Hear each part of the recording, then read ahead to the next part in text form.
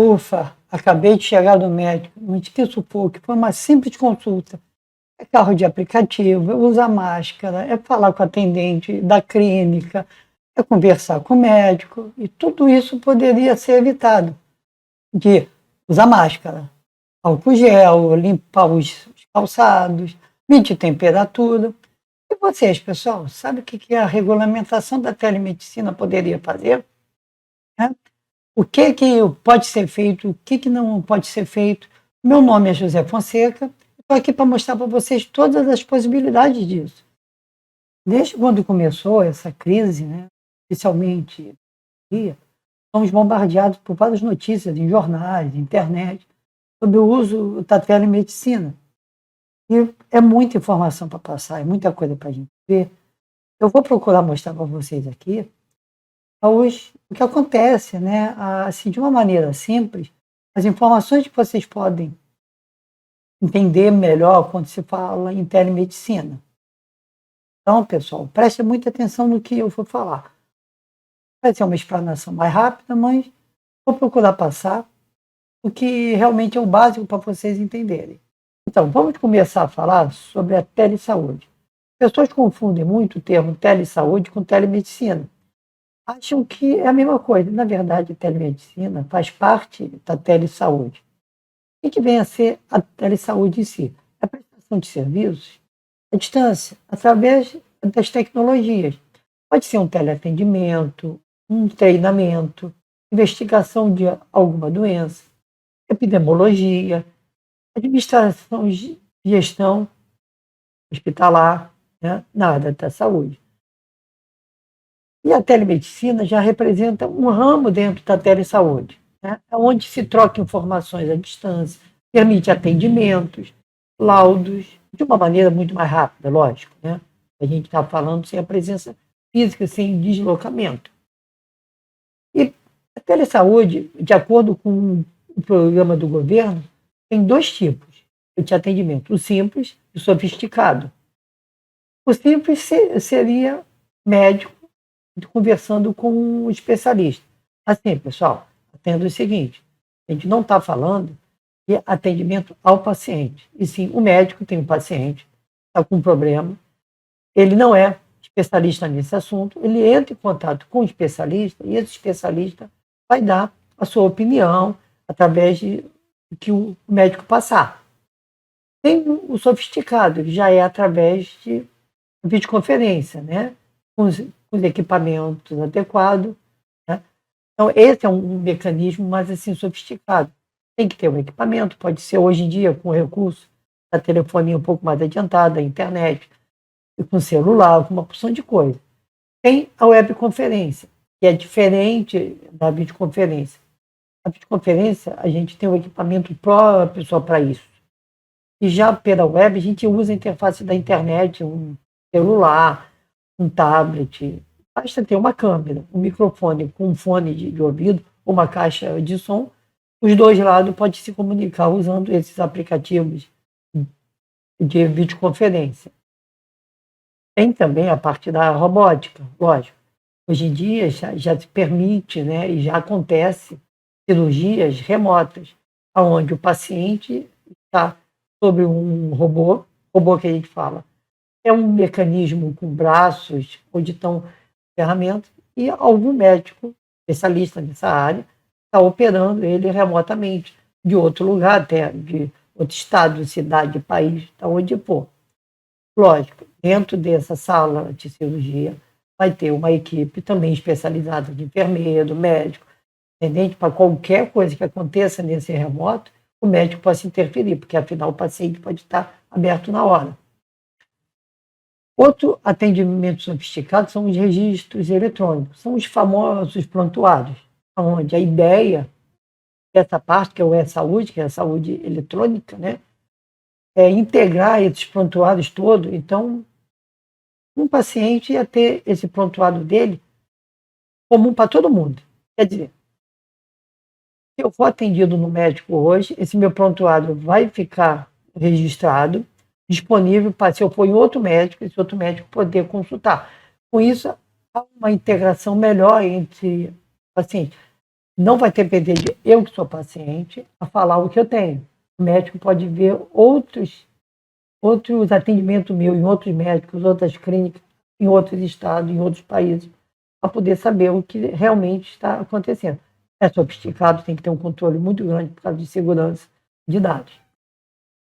E vamos falar um pouco sobre o programa de telesaúde, né, criado no Brasil, que é o Telesaúde Brasil Rede. Na verdade, ele visa integrar ferramentas e tecnologia para fortalecer o atendimento da atenção básica do SUS. Foi criado pela Secretaria de Gestão do Trabalho e da Educação na Saúde, né? E o projeto piloto foi em 2007, e reunia que foram criados, né, 9 núcleos de telesaúde e universidades, na Amazonas, Ceará, Pernambuco, Goiás, Minas, Rio, São Paulo, Santa Catarina, Rio Grande do Sul. E, a princípio, ele era para atender a 4 serviços básicos: a teleconsultoria, telediagnóstico, segunda opinião formativa e a teleeducação. Sempre visando. Isso não é o paciente com o médico, é informações entre médicos. Os médicos trocam essas informações para poder dar um diagnóstico mais certo e um atendimento melhor ao seu paciente. E a teleconsultoria, como é que funciona? É o que eu falei antes, dos atendimentos simples, né, e sofisticados. Que é o profissional da saúde, que é o médico que está atendendo, ele entra em contato por telefone, por e-mail, por videoconferência, por webconferência, com um núcleo especializado do programa de telesaúde, onde ele vai trocar essas informações. Um médico, um grupo de médicos nesse núcleo técnico vai passar as possíveis soluções para esse profissional, esse médico que está atendendo. Outro item é o telediagnóstico, que é o mesmo caso. É o profissional de saúde, o médico que está atendendo, entra em contato com o núcleo técnico, mas passa nessa hora os laudos dos exames. Ou melhor, passa os exames, né, os resultados. Essa junta de especialistas, ou um especialista, vai se reunir e vai passar um diagnóstico, um laudo para esse profissional que vai repassar para o seu paciente. Existem alguns casos no Brasil, né? Um deles que eu gosto sempre de frisar, uma parceria da Cisco com a Universidade Federal de Sergipe, onde foi criado um robozinho, que é essa imagem que vocês podem ver aí. Esse robô se desloca, claro que não é automático, não é uma coisa robô conforme a gente conhece, mas é composto de uma câmera, uma tela, um microfone por exemplo, eu estou num hospital lá no interior que o médico não é especialista em determinada área. Ele tem um paciente, esse robô vai ficar em frente ao paciente, um médico remotamente no hospital de referência, que no caso é da Universidade Federal de Sergipe, ele vai poder, através da imagem, diagnosticar até o paciente, sempre com apoio de um médico ao lado. Lógico, o paciente nunca vai ser ele com o médico do outro lado. O médico que está do lado dele que vai dar apoio a ele nessa consulta. Outro serviço básico é da teleeducação, que são reuniões, conferências, videoaulas, cursos que esse núcleo técnico do telesaúde vai proporcionar aos médicos remotamente.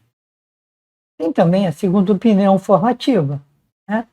Ela é o seguinte, é uma base de dados, né, onde os médicos e os profissionais da área de saúde podem consultar, e ela vem assim de várias outras bibliotecas, Biremes, várias outras, né, que se concentra em um lugar só, essas informações, e pode ser consultada por médicos, estudantes na área de saúde, outros profissionais, enfermagem, onde eles analisam. Então, tem casos assim parecidos, onde eles podem ver se algum caso deles atende a uma informação que alguém algum dia já postou lá. E esses são os ciclos dos serviços básicos definidos pelo telesaúde. Agora, foi feita, né, uma ampliação desses possíveis serviços, né, telediagnóstico, teleconsulta, teleassistência, telemonitoramento, telecirurgia, telereabilitação e teleinformação. Esse conjunto de 7 itens na verdade, é o programa de telesaúde hoje em dia. Claro que para ser implantado cada um deles é complicado, tem que ter leis próprias, ter ferramentas próprias para você fazer isso, né? O que vai ser um núcleo de telesaúde? São lugares, né, estabelecimentos de saúde, onde desenvolve técnica, né, atividades técnicas, científicas, para planejar as ações de telesaúde. Alguns, normalmente estão em hospitais, universidades, né, hospitais, escola, cidade universitária. Né? Em 2006, quer dizer, um ano antes, do programa de telesaúde, foi criado a rede universitária de telemedicina, que a gente chama de RUT. Ela foi criada pelo Ministério da Ciência e Tecnologia e é coordenada pela Rede Nacional de Ensino e Pesquisa, a RNP. E justamente a ideia é aprimorar, né, a telemedicina. Foi criado os grupos chamados SICs, né, que são grupos de interesse especiais. Inclusive, eu participo de algum deles. Esses grupos são dentro de uma área, de uma especialidade, tipo cardiologia, trauma de cirurgia, teleenfermagem, telepsiquiatria, que são profissionais que se reúnem para trocar informações de uma vez por semana, uma vez por mês, né? Passam casos entre eles, né? Então é um grupo de apoio, digamos assim, um grupo que as pessoas vão aprender. É como se fosse a aula, troca de ideias, né? Tem muita gente que usa esses grupos até para passar casos, como se fosse uma junta médica. Isso reúne o pessoal do Brasil todo. E hoje em dia, a rede universitária tem parceria até com outros países, na África, Estados Unidos, né? E com isso, esses vídeos ficam gravados em uma biblioteca, que o pessoal da área de saúde e os técnicos operacionais, como eu sou um dos técnicos operacionais de uma unidade da rede universitária, a gente tem acesso a esses vídeos. Alguns núcleos usam esse núcleo para produzir videoaula dentro da área de medicina, né? Um exemplo disso é a unidade lá da Universidade do Maranhão, que produz videoaulas, né? E eles usam, né, também cursos de formação médica, né? Aqui no caso a gente está mostrando um simulador 3D, que a médica, né, a professora está mostrando o coração a nível de 3D, e os alunos podem assistir. Então, é uma sofisticação que hoje em dia tem, não precisa, em alguns casos, nem lidar com, digamos, cadáver, né? Com corpo físico. Tem bonecos altamente assim, sofisticados que simulam o ser humano, né? Então é mais fácil para ensinar, porque pode simular certas situações, certos sintomas. Transmissão de cirurgia, que isso é muito comum fazer. É comum dentro dos hospitais e escolas. Inclusive, eu já participei de algumas transmissões, né? Onde de um lado está o médico operando e do outro lado, numa sala de aula, né, está os alunos com o seu professor. Então, e tem uma interatividade entre a sala de cirurgia e a sala de aula. Com isso, evita o quê? Os alunos fiquem aglomerados em volta do médico que está operando, por questão de segurança, higiene, né, de infecção hospitalar. E é como se o aluno estivesse lá olhando, até melhor, porque a câmera dá um foco em cima da operação, coisa que ele, se estivesse na sala de aula, estaria olhando por cima do ombro do professor. Vamos falar agora sobre a telemedicina em si, né? O que tem a ser? Que é a troca de informação que permite atendimentos remotos, né? Emitir laudos, receitas, hoje em dia, o Ministério da Saúde, por causa da pandemia, permitiu receitas online, né? E um exemplo que a gente pode dar, que aconteceu há alguns anos, em 2017, na verdade, foi um atendimento médico feito lá no Rio Grande do Sul, entre a cidade de Rio Branco e a cidade de Restinga. A oftalmologista estava lá em Rio Branco e a paciente estava lá em Restinga. O equipamento de videoconferência estava interligado ao equipamento de exame óptico. Com isso, a médica pôde examinar a vista da paciente, fazer os exames para poder dar o seu laudo, a sua receita até, né? Indicação. Outro exemplo bem claro que aconteceu foi uma parceria de um hospital aqui de São Paulo, que atende principalmente a criança com problema de coração, a um centro de referência em cardiologia infantil, lá nos Estados Unidos, através do equipamento da videoconferência, né, interligado ao sistema de ultrassom, essa coisa toda, pôde ser visto, né, o, o que aconteceu.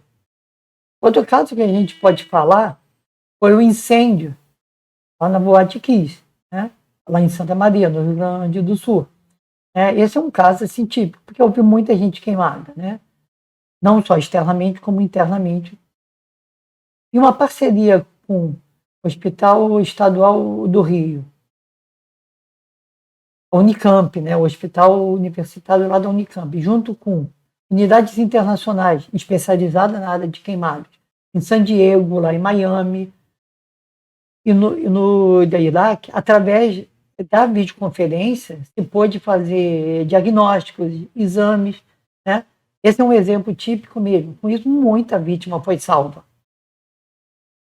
Só para vocês terem uma ideia, em agosto desse ano, 5 meses após oficialmente a pandemia, o país já fez 1.700.000 consultas à distância. Isso, dados oficiais registrados pelo Ministério da Saúde e as secretarias de saúde ao longo do país, né? Através de webconferência, telefone, videoconferência, entre hospitais, todo esse mecanismo da telemedicina. Isso, pessoal, a gente não pode esquecer. Fora planos de saúde, clínicas particulares que não registram esse tipo de informação. Então, esse número é muito maior que isso. Isso a gente deve levar em consideração e muito, né? E tanto um atendimento sofisticado como um simples. Isso tudo já minimizou, né, essa pandemia. Não a pandemia, sim, mas minimizou, assim, digamos, as possibilidades de contágio por coisas que podem ser evitadas, né? Então, pessoal, isso é certo. A gente não pode esquecer esse número. A gente está agora em outubro. Esse número aumentou e muito. Principalmente depois que o governo oficializou esse tipo de atendimento. Permitiu, o governo e o Conselho Federal de Medicina, permitiu os médicos e os hospitais fazerem esse tipo de atendimento, né? Agora, vamos falar um pouco sobre essa evolução legal. Quem define, quem autoriza o uso de ferramentas, quem indica, é o Conselho Federal de Medicina, né? Em março desse ano, ele enviou para o Ministério da Saúde um ofício, né, regulamentando, né, autorizando o uso de 3 ferramentas, que foi a teleorientação, telemonitoramento e a teleinterconsulta. A teleorientação é quando o médico liga para o paciente para saber como estão os sintomas dele, avalia se ele pode ficar em casa, se ele deve procurar um atendimento ou não. Isso foi bem claro com a Covid, né? A pessoa ligava e falava, estou com febre, estou com isso e tal, o médico, não, fica em casa, descansa um pouco, tal. Ou então, não, procura um atendimento, então vem no meu consultório, né? Já o telemonitoramento é uma coisa diferente. O médico acompanha remotamente os sintomas do paciente. Pode ser feito, aí, como é que você está? Você tem um termômetro, mete a sua temperatura, tosse para mim ouvir, ou então através de imagem, ele olha, né? Uma webconferência, né? E tem a interconsulta, que é médicos conversando entre eles. Então, é que eu falei isso no início, no programa da Telesaúde. Em 31 de março, já o Senado Federal aprovou a lei, né, que libera a telemedicina em função da pandemia do coronavírus. Com isso, desafoga um pouco todo mundo procurar os hospitais e os centros de saúde. E como que é essa regulamentação da telemedicina no Brasil? Como eu falei antes, quem determina é o Conselho Federal de Medicina. E a gente tem como exemplo alguns documentos que foi emitido sobre isso. Em 2002 foi feita uma regulamentação pelo Conselho Federal de Medicina, que ele definia qual seria a prática da telemedicina, né? Através de audiovisual, de dados, de informações, de pesquisa na área de saúde.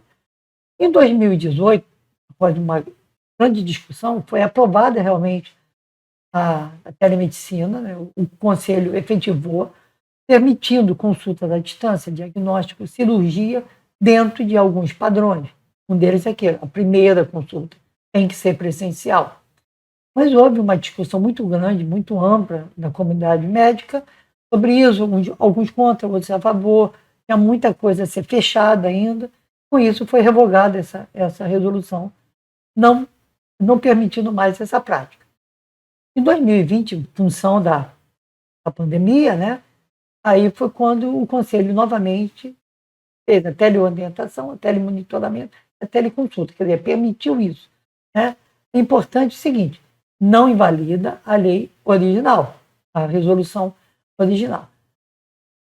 Através da portaria 467, o Ministério da Saúde divulgou esse documento, esse ofício da teleorientação, telemonitoramento, teleinterconsulta. Com isso, o Ministério da Saúde autoriza a prática da telemedicina para atender os pacientes. Com isso, os médicos de rede pública, tanto particular, pôde exercer oficialmente a profissão à distância, quer dizer, o atendimento à distância. Agora eu vou deixar para vocês um caso para vocês pensarem. Né? Dizem aí que quando acabar essa pandemia, vai ficar tudo o que era antes. Mas vamos pensar o seguinte, pessoal, até que ponto isso é verdade? Né? A gente está falando de tecnologias novas, foram vistos, e tem novas formas de se atender. Né? As coisas não vão ser igual quando acabar essa pandemia. E, na verdade, essa pandemia ela não vai acabar tão cedo. Pode minimizar, vai acabar? Não. Então, vamos pensar. Será que essas ferramentas que estão se permitindo hoje em dia vão continuar? Vão querer continuar usando? Cabe a nós, cabe ao governo, cabe à comunidade médica, isso dentro da área da medicina, fazer elas continuarem ou não. Eu, particularmente, sou totalmente a favor que continue uma boa parte delas. Tudo que for a benefício da população e da comunidade, eu acho válido. Certo? Então, pessoal, por hoje é isso que eu tenho que dizer. Poderia ficar horas e horas falando sobre a telemedicina. A ferramenta, né, é um assunto muito vasto. Mas agradeço a presença de vocês aqui, né? E continue aqui nesse vídeo. Deixo aqui para vocês as minhas redes sociais. E mais uma vez, pessoal, agradeço e até a próxima.